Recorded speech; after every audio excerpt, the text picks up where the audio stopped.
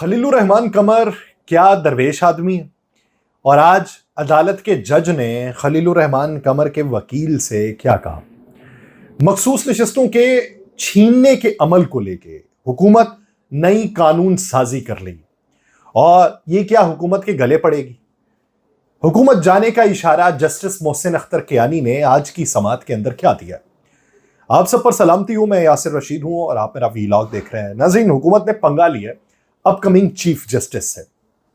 قومی اسمبلی کا اجلاس ہوا آج اور اسپیکر ایاز صادق کی زیر صدارت ہوا۔ لیگی رکن ایک بلال اظہر کیانی، انہوں نے الیکشن ایکٹ ترمیمی بل ایوان کے اندر پیش کر دیا۔ اپوزیشن نے بل کی مخالفت کی، نو نو کے نعرے لگائے، کیونکہ اپوزیشن جو ہے وہ بینیفیشری تھی اس میں فیصلے میں، لیکن اس ترمیمی ایکٹ میں بینیفیشری ہو جائے گی حکومت۔ اسپیکر قومی اسمبلی نے بل جو ہے متعلقہ قائمہ کمیٹی کو بھجوا دیا۔ یہ جو بل پیش کیا گیا نا، اس کے اندر چیزیں کیا لکھی گئی ہیں؟ الیکشن ترمیمی ایکٹ 2024 میں 2 ترامیم متعارف کرائی جا رہی ہیں۔ پہلی ترمیم الیکشن ایکٹ 2017 کے سیکشن 66 اور دوسری ترمیم الیکشن ایکٹ 2017 کے سیکشن 104 کے اندر متعارف کروائی گئی۔ پہلی ترمیم کے اندر یہ کہا گیا ہے کہ اپنی کسی سیاسی جماعت سے وابستگی کا اقرار نامہ جو ہے وہ تبدیل نہیں کیا جا سکتا، یعنی جو سنی اتحاد کونسل میں چلے گئے وہ تبدیل نہیں کر سکتے۔ دوسری ترمیم میں یہ کہا گیا ہے کہ جس پارٹی نے مخصوص نشستوں کی فہرست الیکشن کمیشن کو نہ دی ہو اسے مخصوص نشستیں نہیں دی جا سکتی۔ ترمیمی ایکٹ 2024 کے مطابق یہ دونوں ترامیم منظوری کے بعد فوری طور پہ نافذ العمل ہو جائیں گی۔ اب حکومت نے یہ اپ کمنگ چیف جسٹس سے پنگا کس طریقے سے لیا؟ کیونکہ جسٹس منصور علی شاہ صاحب وہ اس 8 رکنی بینچ کا حصہ ہے۔ بنیادی طور پہ حکومت ان کے اوپر حملہ آور ہوئی ہے۔ انہوں نے جو فیصلہ جاری کیا ہے اسی فیصلے کے تناظر میں یہ ترمیم منظور کر لی گئی ہے۔ اب یہ جو ترمیم منظور کی گئی ہے یہ کہتے ہیں جی فوری طور پہ نافذ العمل ہوگی، کیونکہ الیکشن کمیشن نے ابھی تک اس کا اجرا نہیں کیا ہوا، اور اس نئی ترمیم کے بعد الیکشن کمیشن کو جو پہلے سے اطلاع دی گئی تھی کہ یہ ترمیم ہم کر لیں گے، الیکشن کمیشن اس میں بیٹھا ہوا ہے۔ اب یہ جو ترامیم ہیں سادہ قانون سازی سے کیا ہو سکتی ہیں، یہ ایک بنیادی سوال ہے۔ بہت سارے لوگ کہتے ہیں کہ ترامیم جو ہیں وہ سادہ قانون سازی سے ہو سکتی ہیں، کچھ ترامیم آئینی طور پہ ہوتی ہیں، اس کے لیے آئین میں ترمیم کرنا پڑتی ہے، اور آئین میں ترمیم سادہ قانون سازی سے نہیں 2/3 اکثریت سے ہوتی ہے۔ اب حکومت نے اس ضمن کے اندر ٹیسٹر لگایا اور پنگا لیا سیدھے کا سیدھا جسٹس منصور علی شاہ صاحب سے۔ باقاعدہ طور پہ یہ بات کی گئی، کیونکہ جب یہ ایک طرف یہ بات کر رہے ہیں تو دوسری طرف توہین عدالت کا اختیار جو ہے وہ بھی چھیننے کی باتیں کی جا رہی ہیں، کہ یعنی اس کے بعد کھلے عام باتیں کی جائیں گی۔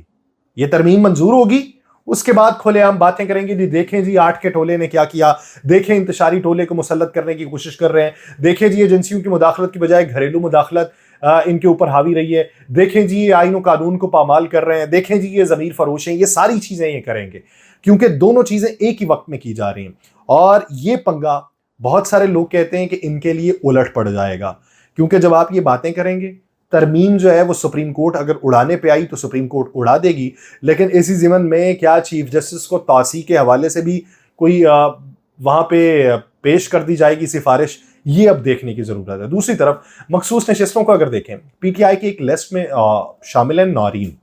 پی ٹی آئی کی ترجیحی فہرستیں جو ہیں اس میں دوسرے نمبر پہ فاضیہ بی بی ہیں، اس پہ سارے بات کر رہے ہیں کہ عمران خان کے خلاف انہوں نے کیس کیا تھا، لیکن اسی لسٹ کے اندر 22ویں نمبر پر ایک نام موجود ہے نورین عارف۔ ان کے متعلق کسی نے بات نہیں کی۔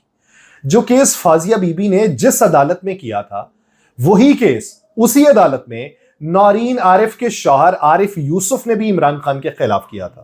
پھر صلح ہوئی تھی اور معاملہ رفع دفع ہو گیا تھا اور عارف یوسف نے یہ کیس واپس لے لیا تھا۔ نورین عارف جو ہیں یہ جنرل الیکشن کے اندر جو موجودہ وزیر صحت ہے خیبر پختونخوا کے قاسم علی شاہ، ان کے مقابلے میں بھی کھڑی تھی، لیکن جرگا بیچ میں پڑا، وہ دستبردار ہو گئی۔ فرق صرف اتنا ہے کہ نورین عارف فی الحال ایم پی اے نہیں بن سکتی، کیونکہ خیبر پختونخوا اسمبلی میں پاکستان تحریک انصاف کو 21 خواتین مخصوص نشستوں کے حوالے سے ملنی تھی، جبکہ نورین عارف 22ویں نمبر پر موجود ہے۔ اور یہ جو کانٹا ہے وہ اس وقت قومی اسمبلی نکالنے کے در پہ ہے کہ یہ کیس ہی سارا ختم کر دیں۔ اب سوال یہ پیدا ہوتا ہے کہ ابتدائی طور کے اوپر جب پاکستان تحریک انصاف کے لوگ جمع کروا رہے تھے اپنا نام، یہ 39 لوگ جنہوں نے پاکستان تحریک انصاف کا خود کو ثابت کیا، تو پاکستان تحریک انصاف نے اس وقت ترجیحی فہرستیں دی ہوئی تھیں جس کو رد کر دیا گیا تھا، قبول نہیں کیا تھا الیکشن کمیشن نے۔ تو کیا اب یہ سوال بنتا ہے کہ مخصوص نشستیں اس وقت حکومتی آپشن پہ بات کرتے ہیں نا، حکومت کیا سوچ رہی ہے، حکومتی آپشن کے مطابق کیا 39 نشستوں کے تناسب کے حساب سے وہ انہیں مخصوص نشستیں دی جائیں گی پاکستان تحریک انصاف کو، یا یہ کلی طور کے اوپر ختم کرنا چاہ رہے ہیں؟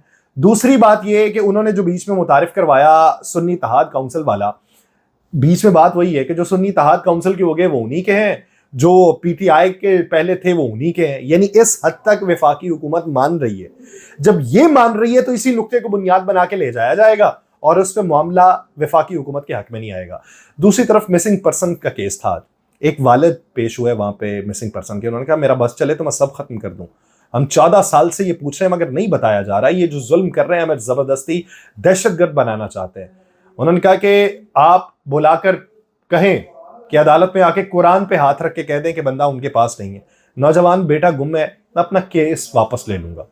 یہ باتیں جب انہوں نے کی تو آج اسلام آباد ہائی کورٹ کو یہ بتایا گیا کہ جبری گمشدہ افراد کمیشن جو ہے، جو تشکیل پایا تھا، اس کے chairman justice retired Javed Iqbal جو ہیں وہ 2011 سے، جن کی اس وقت عمر جو ہے وہ 78 سال کی ہو چکی ہے۔ سیکرٹری لاپتہ افراد کمیشن بھی وزارت داخلہ سے ریٹائرڈ ہے، 2014 سے وہ کام کر رہے ہیں۔ رجسٹرار لاپتہ افراد کمیشن 2017 سے، وہ بھی کسی ادارے سے ریٹائرڈ ہے۔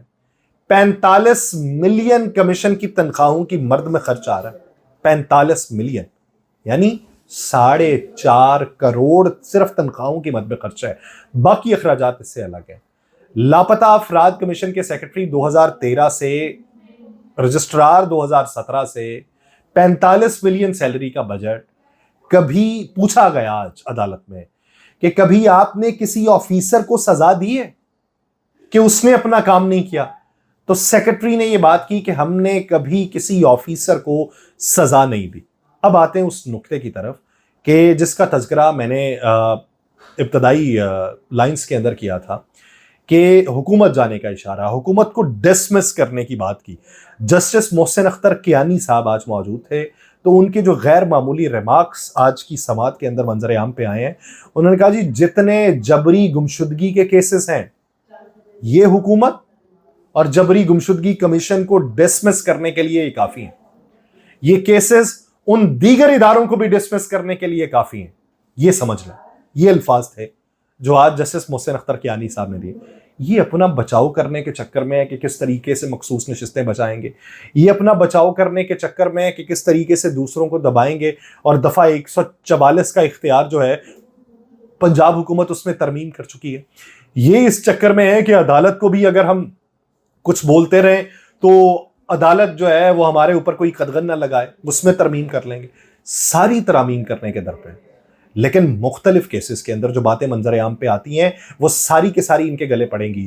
پتن کی جو رپورٹ ہے نا، جو ابھی اس کے مندرجات منظر عام پہ آئے ہیں، میاں نواز شریف صاحب کے حلقے میں پولنگ اسٹیشن پہ 99% ووٹنگ رہی ہے اس کیا نام ہے ان کے فارم 47 کے مطابق، 99%، یعنی اتنا بڑا انقلاب آ گیا تھا میاں نواز شریف صاحب کے واپس آنے سے کہ 99% افراد نے جا کے ووٹ دیے ہیں۔